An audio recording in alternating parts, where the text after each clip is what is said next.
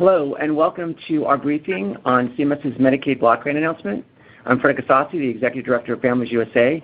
Today we have a tremendous panel to react to CMS's block grant announcement. You will hear from Congressman Frank Pallone, the Chairman of the powerful House Energy and Commerce Committee that has jurisdiction over Medicaid, Michelle Johnson, the Executive Director of Tennessee Justice Center, and I will also turn it over to our moderator, Elliot Fishman, the Senior Director of Policy from Families USA, who also ran the Medicaid waiver division for the Obama administration. Elliot. Thank you, Frederick.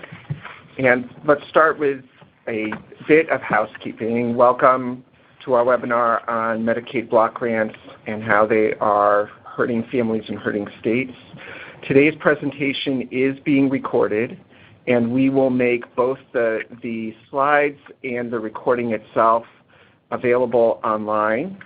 When you have questions, feel free to type your question in the chat box if you are logged in online, and we will answer questions at the end of the presentations.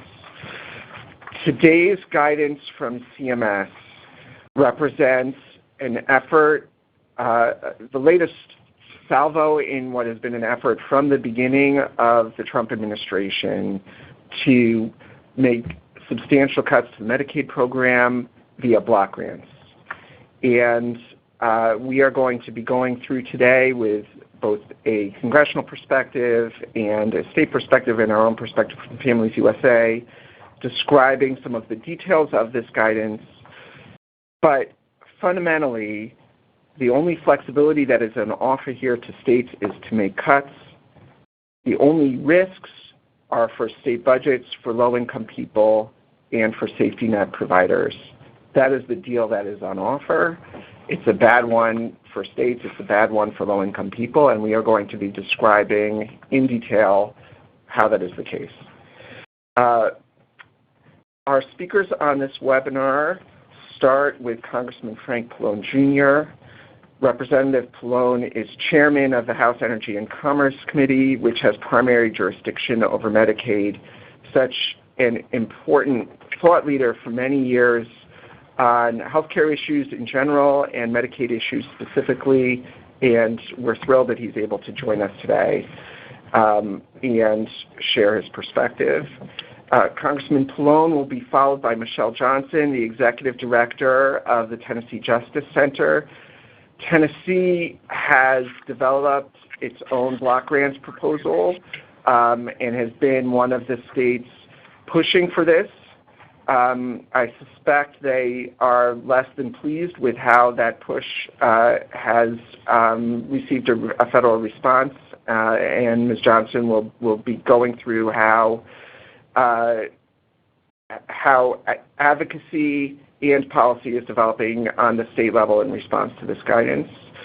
Frederick Casassi will be speaking both in his role as Executive Director of Families USA and as the former lead on healthcare for the National Governors Association, working with governors on Medicaid issues, focusing on both governors' perspectives and the risk to state budgets. I will be speaking again both in my role as Senior Director for Health Policy in Families USA and from my former role as Director of the group that was responsible for Medicaid waivers at the Center for Medicare and Medicaid Services on how this guidance is illegal and federal advocacy perspectives, and then we will open things up for questions. And with that, Congressman Pallone, we are honored to hear from you. Well, thanks, Elliot. I mean, first of all, I want to stress that, what the President is trying to do is definitely illegal because the Medicaid statute doesn't allow for block grants, and by doing this, they're really defying clear congressional intent. The Congress has repeatedly rejected these Republican efforts to cut Medicaid funding through block grants. But the Trump administration, as often, is trying to do an end run around Congress. And the reason that Congress hasn't allowed for block grants, and the law doesn't allow for block grants, is because what this basically does is cut back on the funding that Medicaid beneficiaries get in various ways. The Trump administration will say, "Oh, this is going to give the states all kinds of flexibility," but they already have flexibility to tailor the Medicaid program within their state. The only reason that the Trump administration is doing this is because they want to cut back on the funding. And you may say to yourself, "Well, how does that happen?" Well, they cut back on benefits, which means that your Medicaid insurance doesn't provide coverage for certain procedures or treatments, or they cut the provider fees so that the doctors don't get paid as much, which means they don't take Medicaid patients. Remember, there's no obligation for doctors to take Medicaid patients, so if you cut back more on how much they reimburse, they just won't take the patients, and the Medicaid recipients won't have access to a doctor or other healthcare professionals, or they cut back on funding by tightening the eligibility standards. So people who qualify for Medicaid end up not qualifying because they tighten eligibility standards, and then the people don't have any health insurance at all, and they end up having to go to the emergency room, for their care, which drives up costs to the federal government and to the healthcare system even more because they don't get regular attention by a doctor. The consequence of all this, of course, is that the quality of healthcare and access to healthcare goes down. And all I can say is, the Republicans have been fighting, have as a party and as a leadership in Congress, have hated Medicaid from the beginning. They don't like the program. They act as if the people in the program are cheating the government somehow because they're getting health care. And it's just, the only thing I hope is that, the courts throw this out because it's illegal. I'm sure somebody's going to sue. Or alternatively, that the states don't ask for this block grant because they know it's going to mean, less money and less ability to cover their own residents. But, I don't want to assume that because there may be some states that do it. And that's why we don't want this to continue. But it's a clear, what this does is to basically sacrifice people's health and well-being for the sake of trying to make cutbacks in funding. And it's all ideologically driven because they don't really believe that the federal government should be helping low-income people to have health insurance. So thank you, Elliot. Thank you, Representative Sloan, and thank you for your ongoing leadership in what appears to be an all-too ongoing fight for basic health services. Oh, Elliot, the other thing I didn't mention, if I can interrupt you too, is that remember, we're in the middle, of an opioid epidemic, and many people who are Medicaid eligible, because of their addiction, end up having little income and end up on Medicaid, and that's how they are able to, get treatment for their opioid addiction. So that's another factor, that this is a very bad time to be doing this because you have so many people that are fighting off opioid addiction and are on Medicaid. I forgot to mention that. So such an important point, and again, just thank you for being such a critical leader in this fight on which so many lives depend. I'd now like to introduce Frederick Assassi, Executive Director of Families USA. Thanks very much, Elliot. From the perspective of Families USA, this is a very sad day for families in our nation. This block grant guidance is just another example of the Trump administration trying to take health care coverage away from families. Despite their best efforts to spin this block grant guidance as good for families, it is in fact the exact opposite. The guidance would allow the federal government to cut health care funding by offloading financial risk to states and families, would allow states to cut eligibility and services to families, and proposes flexibilities for states they already could receive without making these terrible trade-offs. And as Elliot will describe in a few minutes, it's completely illegal, as Congressman Pallone said, and it's an attempt by the Trump administration to do under sub-regulatory guidance what they couldn't do during the repeal fight in Congress. Let's take each of these things one at a time. First, the proposal would tempt governors with flexibilities up front and maybe some enhanced funding, and then year over year, perhaps under a different governor, cast a check and slash federal support for the Medicaid program.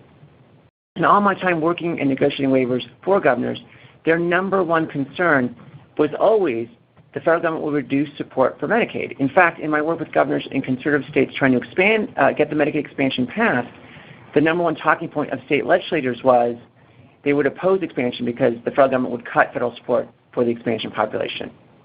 Think of the impact on state budgets in all the programs, not just health care, as federal support for Medicaid decreases year over year. And this guidance gives states the tools to cut whole groups of people to make up losses in federal support. And of course, governors going down this road will be embroiled in legal action. It leaves one to ask why in the world, other than a knee-jerk political ideology, would governors ever agree to this deal? Second, it's really important to highlight how flexibility described in this block grant proposal could play out. Understand that HHS is selling this as aimed at the expansion populations, but in fact, the guidance could apply to a much larger group of people, almost all adult populations, including optional elderly populations, some pregnant women, some parents, young adults 18 and 19 years old, and even people with very serious health conditions who are waiting for an official disability determination. HHS said that there are radical new flexibilities, and then HHS has said the proposed flexibilities have protections that currently exist in federal law. They really can't have it both ways. In the end, this will all come down to what a governor negotiates with the Trump administration behind closed doors. And here's what we know. The proposal would allow states to cut services, including many prescription drugs. States could cut nursing home care for elderly coming out of surgery or other folks who don't need long-term services and supports. States could limit freedom of choice for women in selecting their family planning providers. States could even significantly reduce financial support for neighborhood health centers. The proposal also purports to hold states to quality and access requirements, but some are still being developed, and the ones listed are very weak. Frankly, it's not clear, for example, that anything at all would happen to a state that cuts services and families from their Medicaid rolls. In the end, this is a terrible deal for families, a terrible deal for states, and state budgets. At a time when public school teachers are striking, state infrastructure is crumbling, and families across this nation are struggling under the burden of quickly rising health care prices, this block grant proposal by President Trump makes it harder for families to receive health care and moves us all in the wrong direction. And I'd point out that the governor of Oklahoma was at the announcement this morning.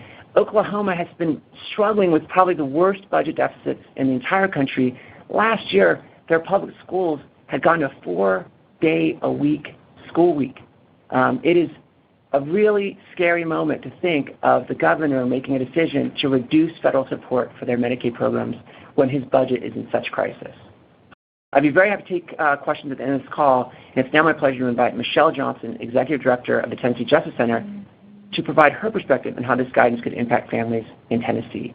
Michelle, welcome to the teleconference. Thank you so much. And you guys both covered really well the ins and outs of this proposal. And so what I was hoping to do is spend a little bit of time talking to state advocates and other national advocates about how in Tennessee we've spent the last year pushing back on block grants and basically giving you confidence to know that we have an Add Water, Make Block Grant Resistance toolkit that we haven't put it together yet formally, but we've lived through it in the last year and have been enormously inspired by the outpouring of people standing up and resisting this sort of silly policy. So I'm going to talk just a little bit about today. The one thing about today's proposal and announcement that wasn't mentioned is that they allow states to do away with retroactive coverage. And so what that means is if someone is in a horrible car accident and comes into the hospital unconscious, then they can't apply. That's financially devastating for families. It's also really bad for hospitals. So we're number one in the nation in hospital closures because we have uncompensated care from both 25 years of having no retro coverage. In our original waiver 25 years ago, we waived retroactive coverage, and that means it's bad for hospitals in terms of uncompensated care. It's also bad for patients. We're number one in the nation at medical bankruptcies because if you're unconscious, guess what? You can't apply for coverage. And when you're unconscious, you're usually racking up an awful lot of bills. So that's a really important addition to the analysis. But now I want to talk about the fun stuff we've done in the last year in Tennessee and what you can do in your state, in which seriously we have all the hard lessons we've learned. It gives us hope that we can share with you, or maybe we won't need to because your state won't be silly enough to pursue this path. But if they do, we have the tool. So our original fight on this began about a year ago when our legislature had a very vague press conference saying they have this new way to do all these great things with health care. They had a political problem, and their political problem was that the Republican legislators were being told that people thought they weren't doing anything on health care. So they had a press conference which was essentially saying we're going to go for a block grant, but they didn't really know what a block grant was. And so they said a lot of vague stuff. So the very first thing I think is important is to keep reminding ourselves this is not about a health issue. It's not about an economic issue. There's not a problem, a real problem that they're fixing. It's a political problem they're fixing. And so that makes it really easy to call that out. So we worked with, talking to editorial boards and local media to say, what is it they're proposing? Get your elected officials on the record first and foremost. What is it they're proposing? Because I can promise you whatever they're proposing doesn't poll well. And so then they do lots of tap dancing, and that looks suspicious. And they did that throughout our entire legislative session. They did a lot of tap dancing. They didn't want to say they were going to cut anyone. They said, we will not cut anyone. And by the way, and so then it's like, well, if you're not going to cut anybody, why are you doing it from the one side? And then the answer was, well, we're going to save $1 billion for our state and $1 billion for the federal government. Well, then you have them on the record there, and you could say, well, so our governor's proposing to take $1 billion out of health care for children and seniors. And just to be clear, our state we don't have expansion. We only cover the core population. So taking $1 billion out of the core population we know will hurt children and seniors. And then I think using our traditional media and our social media to educate people. I think initially we thought block grant is something that's so in the weeds, nobody's going to be able to follow it or be interested in speaking out on it. And particularly because of this vague nature, it was proceeding through the legislature. Nobody really even knew what it was going to do. It was a couple of lines in a plan that you really literally couldn't tell what they were going to do. Because once they say what they're going to do, they're going to immediately have opponents. But we use the traditional and social media to basically raise an alarm and link this to the 2017 block grant discussions. And we're really blown away with the public and other partners' willingness to immediately get that this is just too familiar. We've been through this routine again and again. People were hungry for whatever tools that they could have to make their voices heard against another cut.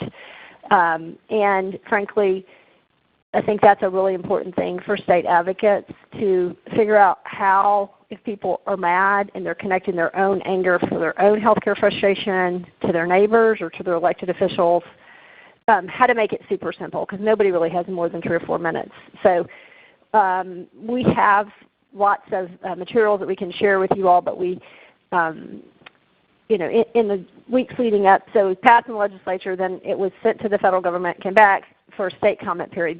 All of these, I think that the way this is proposed today, any state that does it will have both a state comment period and a federal comment period. And those were just enormously great opportunities to organize. And so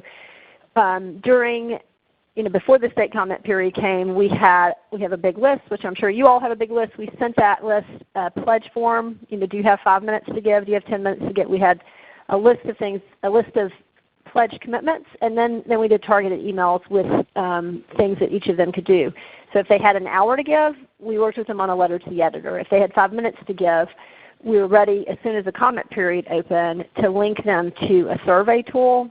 And the survey tools were just really amazing because it It enabled us to ask specific questions of people that both educated them about the block grant, but then enabled them to share their own unique story with a line or two, and then that automatically went to the state comment portal first, and then we had a way to automatically send it to the federal comment portal. Those surveys, what we found is then if we had their information, we could follow back up with them and say, you commented and your comment seemed to be focused more on rural hospitals or more on maternal mortality. So then we followed up and said, would you be willing to submit a longer comment about that specific topic? And we had kind of sub-surveys that had more detailed information that was really an education tool, but also an opportunity for people to understand, hey, this is me or somebody at my church that I know, or somebody I work with. This is why I care about this, and that really generated lots of unique comments. We had over 6,000 unique comments, over 6,000 comments in the federal comment portal, and many of those were from from our 95 counties.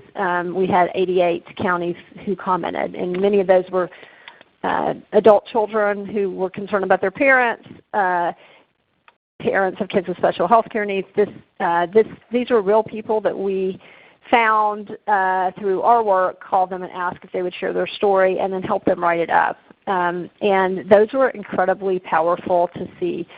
And the last thing I want to talk about is just in-person, reaching out and getting people to in-person public hearings. So I don't know if in your state those have historically not been, they haven't been an opportunity to move the policymakers. The policymakers come, mostly they sleep.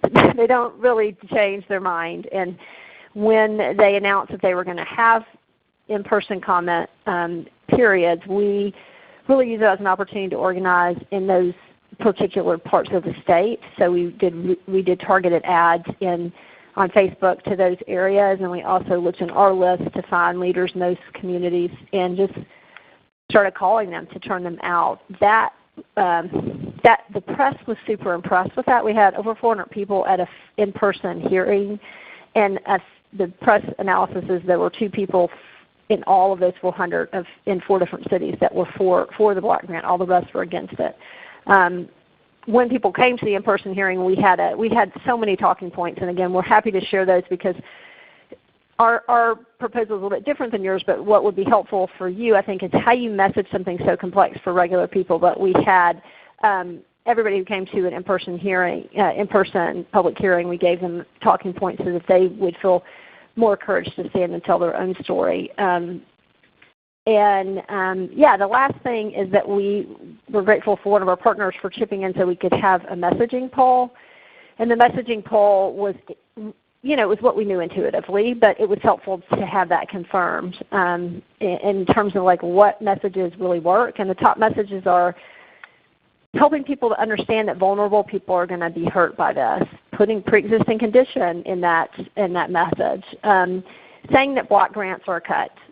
And in fact they are. And so to the extent that the other side says it's not a cut, put the burden on them to say why it's not. And then the other big message, the third message that really resonates with people is it's a blank check. There's no checks and balances.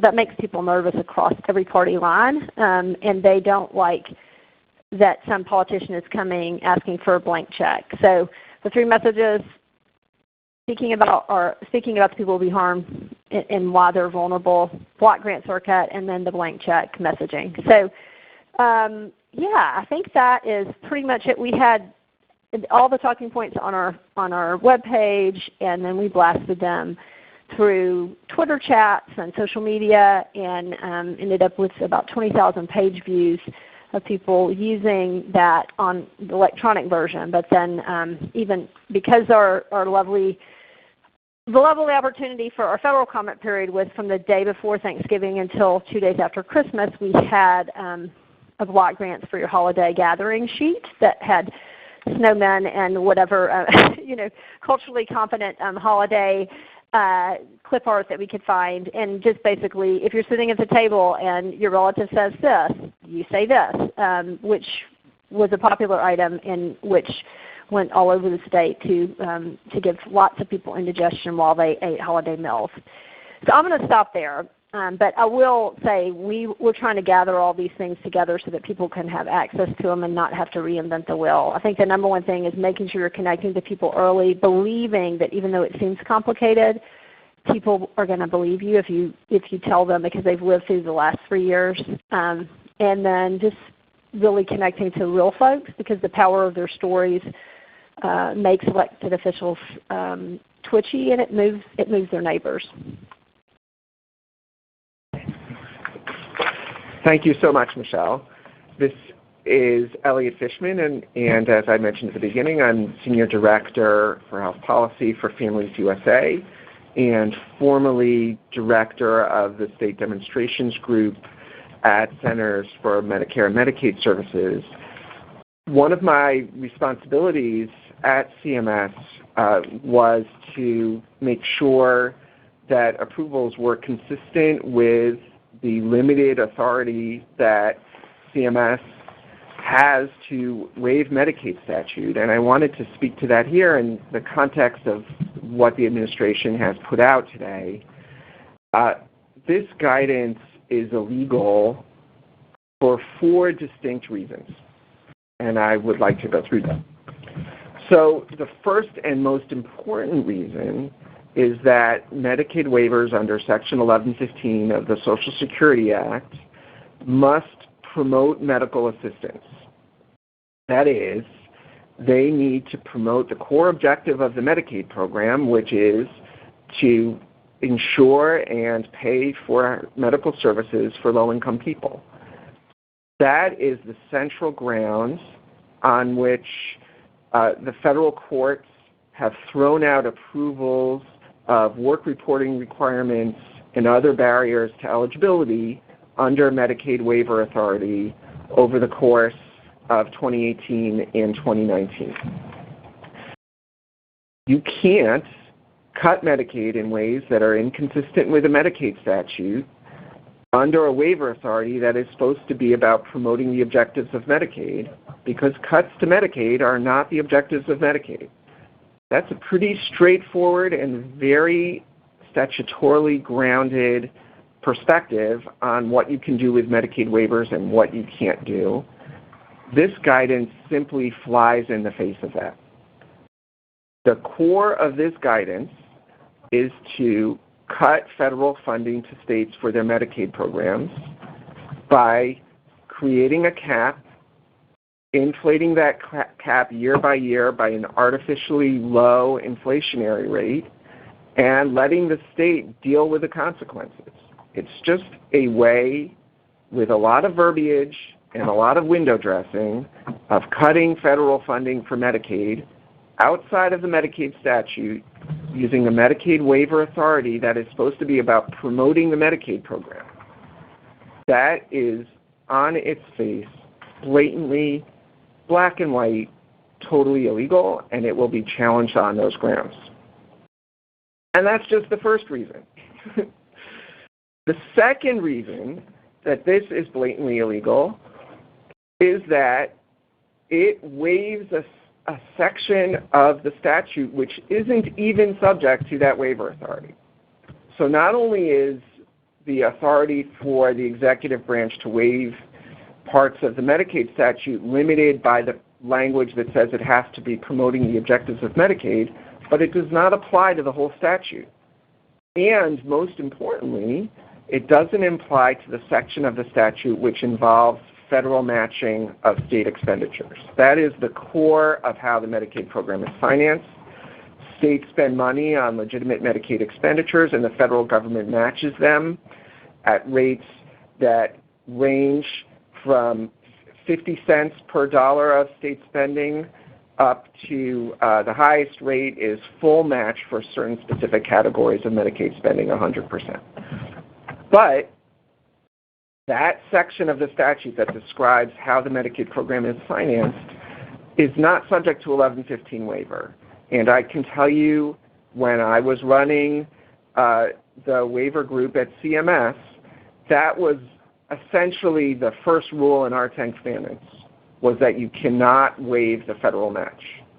And if we ever made an effort to waive the federal matching process, it would have gotten flagged in a hot minute by the Office of General Counsel at CMS. Well, the core of what this proposal does is to try to waive that fundamental financial relationship between the federal government and states. It is at its heart a waiver of a section of the federal statute that the executive branch doesn't have authority to waive, even if it were promoting the objectives of the Medicaid program, which it's not. The third reason that this is straightforwardly illegal is that the attempt to say that this does promote the objectives of the Medicaid program is to say that it promotes sustainability of the program. I want to note that that is the legal framing, because we heard a lot in the presentation this morning, and there's a lot of rhetoric in the documents that CMS has released about how this is somehow good for low-income people and supportive of innovation.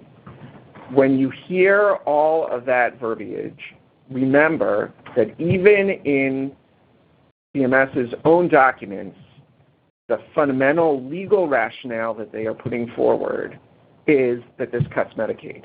But that's okay, because cutting Medicaid promotes the sustainability of the program, and the sustainability of the program is a legitimate Medicaid objective. So just think about how Orwellian that legal rationale is. We found a new way to cut Medicaid, and that promotes the objectives of the Medicaid program, right? But not only is it Orwellian, it's already been rejected in the federal courts. This was one of the various rationales that the Trump administration trotted out in their failed effort to defend work requirements was, well, cuts promote sustainability. It was rejected in the federal courts. It was, at the district court level, it was received with open skepticism in the appeal of those district court decisions at the D.C. Circuit Court last fall. So that rationale is a weak and ultimately facially not itself sustainable argument for the legal status of the guidance that came out today. The fourth reason that this is simply an illegal proposal is that it's explicitly modeled on a provision that was rejected by Congress in 2017. And I have to admit, to my surprise, that's something that Administrator Verma talked about with pride in her conversation with press after her presentation today. In other words, this is something that the Trump administration has been trying to do. We failed in Congress, and now we're doing it via waiver. Well, the function of the Medicaid Waiver Authority is not to be an end around on congressional control of the Medicaid statute, right? And the fact that something is so explicitly rejected in Congress is very important in federal court's consideration of the legal status of a Medicaid waiver.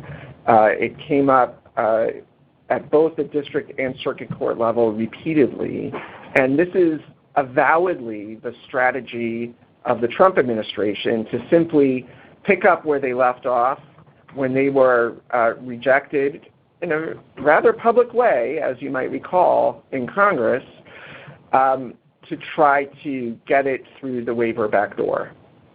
I note as well that it's hardly like the cuts to Medicaid in capping federal funding and block granting the program were a small part of public opposition and bipartisan opposition on the Hill to the repeal and replace effort in 2017. These provisions, the block grant provisions, were at the center, and we can say this at Families USA. We obviously were extraordinarily involved in that effort.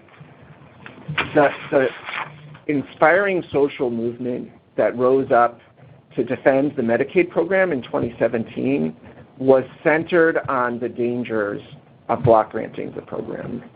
And here those dangers come back again in the form of an open administrative overreach to try and achieve what was rejected both by voters and ultimately by bipartisan majorities in 2017.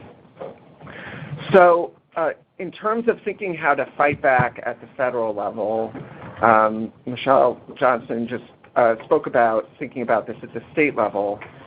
Obviously, litigation will need to be a significant part of this fight, particularly if and when a state proposal is approved.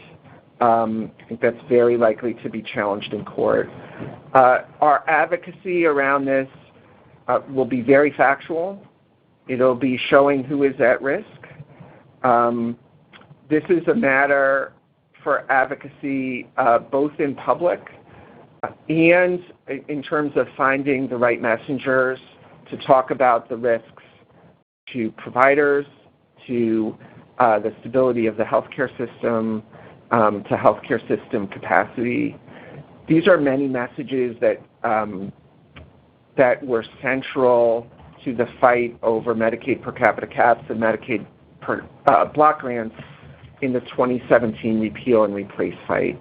And the kinds of voices that spoke up particularly powerfully were the voices of people with disabilities, the voices of American Indians and Alaskan Natives, the voices of rural hospitals and the people who rely upon them. It differs for different audiences, but the Medicaid program touches really every part of our healthcare system and many other aspects of American life. And this is about defending the core structure of the Medicaid program. If you can block grant this big of a swath of the Medicaid program, then you can block grant the whole thing. So we are once again in the midst of a fight that we've won before, and we need to win it again. So with that, I think we are ready to open things up for questions. Yes, of course, if you'd like to ask a question, please signal by pressing star 1 on your telephone keypad. If you are using a speakerphone, please make sure your mute function is turned off to allow your signal to reach our equipment. A voice prompt on the phone line will indicate when your line is open, and please state your name before posing a question. Again, press star 1 to ask a question. We'll pause for just a moment to allow everyone an opportunity to signal for questions.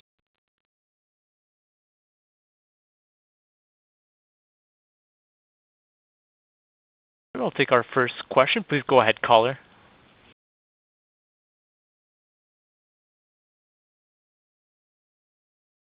Caller, your line is open. Hi, this is Kate Garamati from Texas. Can you hear me?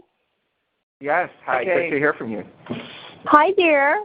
And Elliot, nice to hear from you. You and I know each other from our previous roles.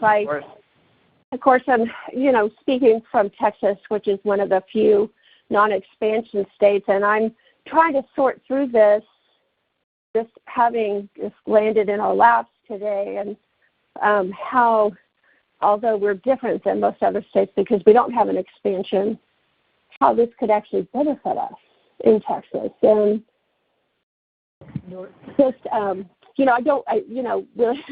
would like any opportunity to offer something to our politicians here that could be something that they could latch onto. And, I definitely don't want to see anything undone in other states, and we certainly don't want to have any erosion of health benefits across the country. But I just got to figure out how this could potentially help me here in Texas with politicians who otherwise are not going to support a Medicaid expansion. And can you, I'm sorry, I have just been looking at this and don't have enough understanding yet about of what CMS has laid out. So, Elliot, do you have any words on that you can offer me?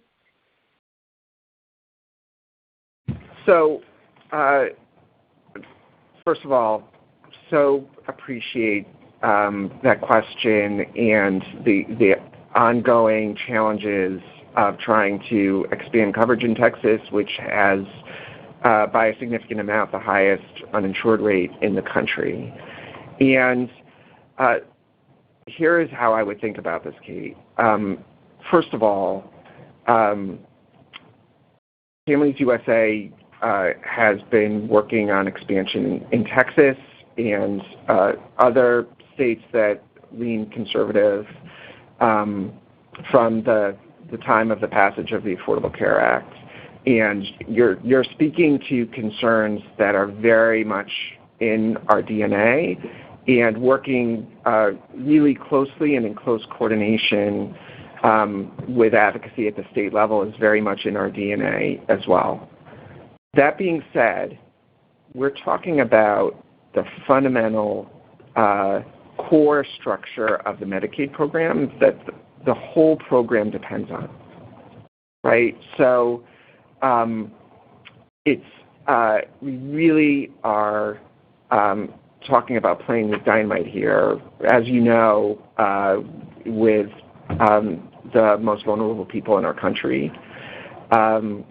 So that is just such a critical and overriding consideration in thinking about how to proceed on this. So that is our perspective on this at this point. I do think that it's important to think about, of course, as part of advocacy at the state level, how to appeal on a bipartisan basis.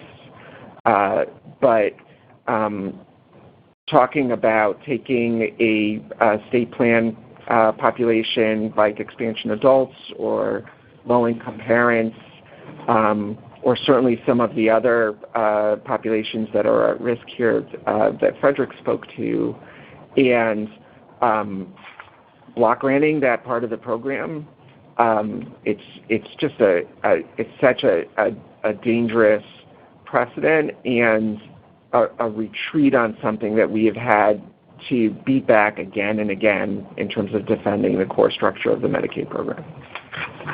This is Michelle. I might just, sorry, go ahead. Oh, please, Michelle, go ahead.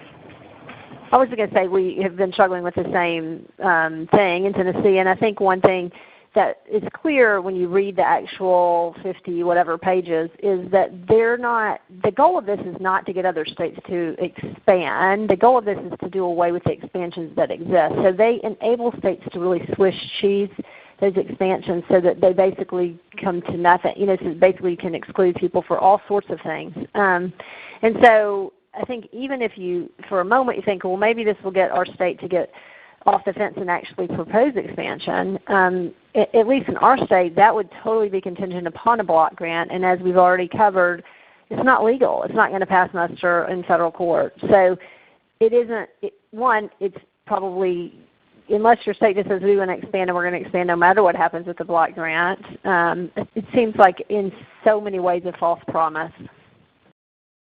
And this is Frederick Assassi. I will say this, one, to the Swiss cheese comment that was just made, which is so I think aptly put. Recognize that it appears in this guidance that CMS is saying states could actually limit coverage based on geography.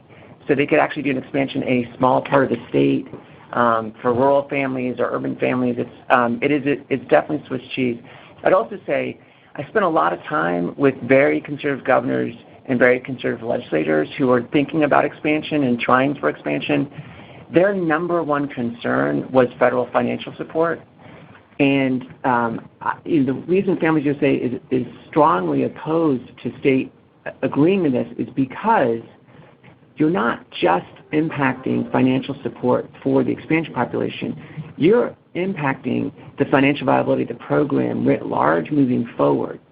So it's a deal where you could actually be harming all of the folks that are currently receiving benefits from your Medicaid program. And that's a deal that's not worth it. Do you have another question, Kate, or just want to react to that? Well, no, I actually think you guys are bringing up great things. I guess, of course, I am concerned about making sure that we have some avenues for coverage for people in Texas who are uninsured, and I certainly don't want to see anything unraveled. Is there any recourse here? I have to say that I'm just getting familiar with what is even being released, has been released by CMS. So this is guidance, right? So, I mean, is there even any recourse, or what are you thinking is the next step in terms of reaction to CMS? So, and actually, what I'm actually thinking too is that Texas may want to take advantage of an opportunity here, and I'd like us to be successful in any effort that we undertake to expand coverage, but would certainly not want anything to be undone. And again, like I said, I don't want anything to jeopardize what is happening in other states. That's of foremost importance. So I am hopeful that, this is Elliot, I'm hopeful that there is a recourse. If there's one lesson that we have learned from gubernatorial and legislative fights over Medicaid expansion, it's the importance of trying to stay flexible and think about ways to get to some sort of shared principles in those kinds of negotiations. I think that sort of broad approach of how to address concerns, both concerns that you're hearing on this call and whatever concerns on the governor and legislative side that have been holding up Medicaid expansion in Texas. If the release of this guidance offers you some sort of a way forward rhetorically, then I think that's a different situation than fundamentally going along with something that gets at the core of the federal-state relationship in such a dangerous way. I think there is a lot of detail to be worked out in any kind of a proposal in Texas, just thinking about the financing streams that are operating in that state, many of which have been sitting under 1115 waiver authority, and there's a lot to talk about in Texas short of going to a block grant for a Medicaid expansion. Very good point. Appreciate your comments. You bet, Kate. Any other questions? We'll now take our next question. Please go ahead, caller. Caller, your line is open.